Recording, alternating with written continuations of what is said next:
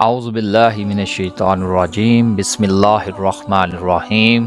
ایک دفعہ ایک مسلمان عورت کے سامنے ایک یہودی عورت نے حضرت موسیٰ علیہ السلام سخاوت کا قصہ بیان کیا اور اس میں اس حد تک مبالغہ کیا کہ حضور نبی علیہ الصلوۃ والسلام پر ترجیح دے دی اور کہا کہ حضرت موسیٰ علیہ السلام کی سخاوت تو اس انتہا پر پہنچی کہ اپنی ضروریات کے علاوہ جو کچھ بھی ان کے پاس ہوتا وہ سائل کو دے دیتے۔ یہ بات اس مسلمان عورت کو ناگوار گزری۔ انہوں نے کہا، انبیاء علیہ السلام سب صاحب افضل و کمال ہیں۔ حضرت موسیٰ علیہ السلام کے سخاوت اور احسان میں کچھ شبہ نہیں، لیکن حضور نبی علیہ الصلوۃ والسلام کا مرتبہ سب سے اعلیٰ ہے۔ اور یہ کہہ کر انہوں نے چاہا کہ یہودی عورت کو حضور نبی علیہ الصلوۃ والسلام کے جود و کرم کی آزمائش قرار دی جائے۔ معصوم بچی کو نبی کریم صلی اللہ علیہ وآلہ وسلم کی بارگاہ میں بھیجا کہ جاؤ اور آپ صلی اللہ علیہ وسلم سے ان کی قمیض مانگ لائے۔ وہ بچی حضور نبی علیہ الصلوۃ والسلام کی بارگاہ میں حاضر ہوئی اور سلام عرض کیا۔ آپ صلی اللہ علیہ وسلم نے بچی سے، یا رسول اللہ صلی اللہ علیہ وسلم، مجھے آپ کی قمیض چاہیے۔ اس وقت حضور نبی علیہ الصلوۃ والسلام کے پاس ایک ہی قمیض تھی جو اس وقت زیر تن تھی۔ حضور صلی اللہ علیہ وسلم نے وہی قمیض اتار کر اس بچی کو عطا فرما دی۔ بچی آپ کی قمیض مبارک لے کر جب اس یہودی عورت کے سامنے آئی تو وہ دنگ رہ گئی اور بول اٹھی، واقعی حضور نبی علیہ الصلوۃ والسلام کا مرتبہ اور سخاوت کہیں بلند ہے۔ بلکہ ایک مرتبہ حضرت بلال حبشی رضی اللہ تعالی عنہ سے کسی نے پوچھا کہ آپ نے پہلی دفعہ حضور کو کیسے دیکھا؟ بلال رضی اللہ تعالی عنہ فرماتے ہیں، میں مکے کے لوگوں کو بہت ہی کم جانتا تھا کیونکہ غلام تھا اور عرب میں غلاموں سے انسانیت سوز سلوک رکھا جاتا تھا۔ ان کی استطاعت سے بڑھ کر ان سے کام لیا جاتا تھا، تو مجھے کبھی اتنا وقت ہی نہیں ملا کہ باہر نکل کے لوگوں سے ملوں، لہٰذا مجھے حضور نبی علیہ الصلوۃ والسلام کی اس چیز کا قطعی علم نہ تھا۔ ایک دفعہ کیا ہوا، مجھے سخت بخار نے گھیر لیا۔ سخت جھاڑے کا موسم تھا اور انتہائی ٹھنڈ اور بخار نے مجھے کمزور کر کے رکھ دیا، لہٰذا میں نے لحاف اوڑھا اور لیٹ گیا۔ ادھر میرا مالک جو یہ دیکھنے آیا میں جو پیس رہا ہوں یا نہیں، وہ مجھے لحاف اوڑھ کر لیٹا دیکھ کر آگ بگولا ہو گیا۔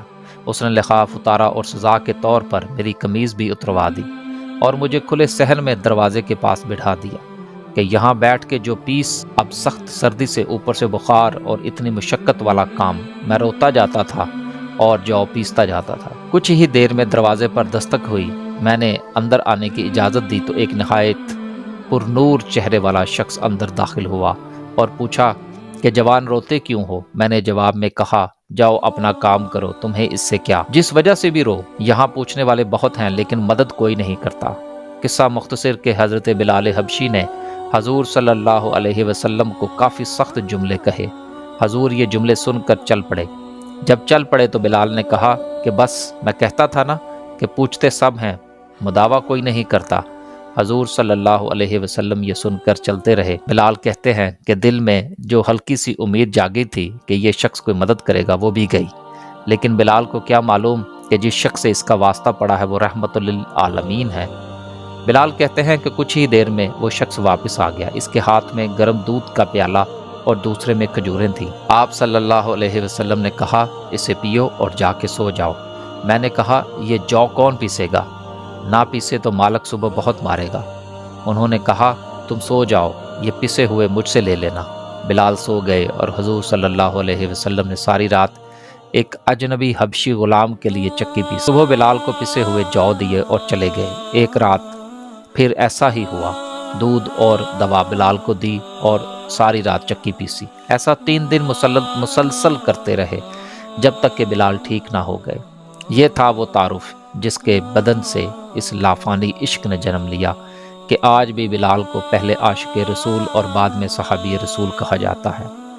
انہوں نے حضور کے وصال کے بعد اذان دینا بند کر دی کیونکہ حضور کی یاد میں ہچکیاں بن جاتی تھیں اور زار و قطار ہونے لگتے تھے۔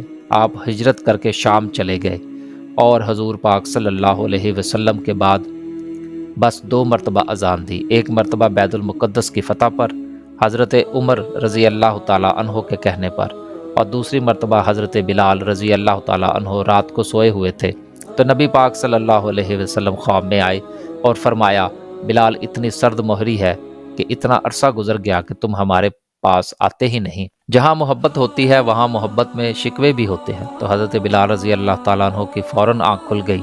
بیوی سے کہا ابھی تیاری کرو، میں ابھی رات کو ہی سفر کرنا چاہتا ہوں، صبح کا انتظار نہیں کر سکتا۔ بیوی نے سامان باندھ دیا، چل پڑے اور مدینہ منورہ پہنچ گئے۔ مسجد نبوی میں حاضر ہوئے اور نبی پاک صلی اللہ علیہ وسلم کی خدمت میں انہوں نے سلام پیش کیا تو اتنے میں نماز کا وقت ہو گیا۔ صحابہ اکرام حضرت بلال رضی اللہ تعالیٰ عنہ سے اذان دینے کی فرمائش کرنے لگے۔ حضرت بلال نے منع فرما دیا۔ اتنے میں دو شہزادے آ گئے، حضرت امام حسن اور امام حسین رضی اللہ تعالیٰ عنہ۔ اب حسنین کریمین نے بھی فرمائش کر دی تو ان کی فرمائش منع نہ کر سکے۔ شہزادوں کی بات کو انکار کی گنجائش نہ تھی، تو حضرت بلال حبشی رضی اللہ تعالیٰ عنہ نے اذان دینا شروع کر دی۔ اللہ اکبر کہا تو صحابہ اکرام نے وہ اذان کی آواز سنی جو نبی پاک کے زمانے میں سنتے تھے، تو نبی پاک صلی اللہ علیہ وسلم کی یاد میں نے جوش مارا۔ صحابہ اکرام زارو کتار رونے لگے۔ حضرت بلال کی بھی ہچکیاں بن گئیں۔ عورتوں نے بھی آواز سنی تو اپنے چہرے ڈھانپ کر بچوں کو لے کر مسجد نبوی کے دروازے پر آ کھڑی ہوئیں۔ عجیب منظر ہے، مسجد کے اندر مرد رو رہے ہیں اور اس آواز کو سن کر جو محبوب صلی اللہ علیہ وسلم کے زمانے میں سنا کرتے تھے، اور مسجد کے باہر عورتیں رو رہی تھیں۔ اذان تو ختم ہو گئی مگر معاملہ اور نازک تب بنا جب ایک 3-4 سال کا بچہ اپنی ماں سے کہنے لگا امی اتنے عرصے بعد بلال رضی اللہ تعالیٰ عنہ واپس آ گئے اور نبی علیہ وسلم اب واپس آ جائیں گے۔ صحابہ اکرام نبی پاک کو بیش تحاشا یاد کرتے تھے۔ ناظرین اکرام، جب حضور صلی اللہ علیہ وسلم کی حیات مبارکہ مطالعہ کرتے ہیں تو آپ کی حیات طیبہ میں سخاوت اور مہمان نوازی کے بے شمار واقعات پاتے ہیں۔ آپ کا یہ معمول تھا کہ آپ صلی اللہ علیہ وسلم کے گھر جب بھی کوئی مہمان آتا تو جو بھی بہتر سے بہتر میسر ہوتا مہمان کی خدمت میں پیش کرتے۔